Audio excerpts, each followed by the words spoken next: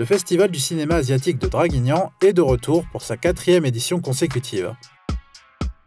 L'occasion de découvrir ou redécouvrir une sélection de films inédits au cinéma CGR Draguignan-Chabran pour une douzaine de jours. Nous programmons deux films en continu et un temps fort le week-end du 15-16 mars, où là on programme sur 2 jours 6 films. Organisé par Entretoile, ce festival porte l'intérêt de l'association pour le facteur d'évasion d'un cinéma autrefois pas si prisé des organisateurs qu'on pourrait le croire. C'était un cinéma qui n'était pas tant investi que ça. Il y avait peu de festivals spécifiquement consacrés aux films asiatiques. Le festival bénéficie cependant de l'attrait du public pour ce cinéma qui a explosé ces dernières années avec les grandes sorties populaires. L'an dernier, 950 entrées ont été vendues en l'espace d'un seul week-end. C'est un cinéma qui a trouvé son public. Je pense que c'est d'abord une question du nombre de diffusions de films, c'est-à-dire qu'il y a de plus en plus de réalisateurs japonais, coréens, chinois qui sont mis en avant dans la production cinématographique mondiale. Et ça rejoint aussi cet attrait pour l'ailleurs, en fait. Mais derrière le programme, il y a la préparation.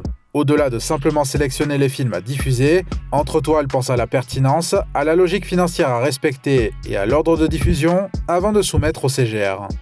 Au départ, nous avons un conseiller sur lequel nous nous appuyons, qui s'appelle Benjamin Serre, qui est un spécialiste du cinéma asiatique. Il nous propose une liste de films qui dépasse le nombre de films dont on a besoin.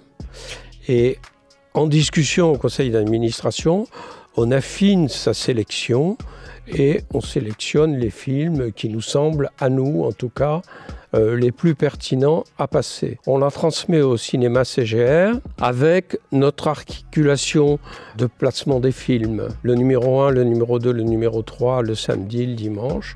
En somme, Entretoile a le premier mot et CGR a le dernier. Ce qui ne décourage pas l'association, bien au contraire.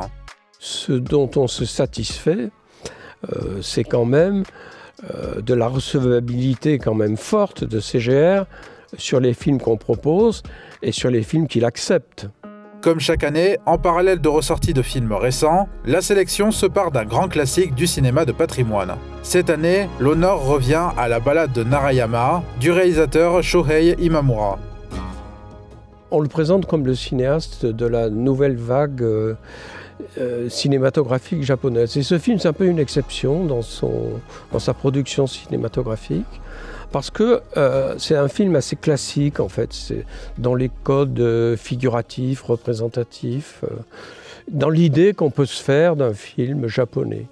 Ce lauréat d'une Palme d'Or offre une immersion dans la vie d'un petit village, doublée d'une réflexion spirituelle sur des thématiques fortes, notamment la fin de vie, ici programmée, et le temps des bilans et règlements de compte durant sa préparation.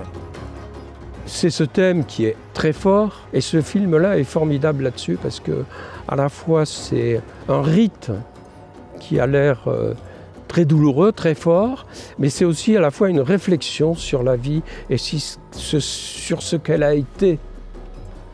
Et qu'est-ce qui se passe quand on arrive au bout? Un chef-d'œuvre à découvrir aux côtés de toute une panoplie de films variés qui vont vous dépayser.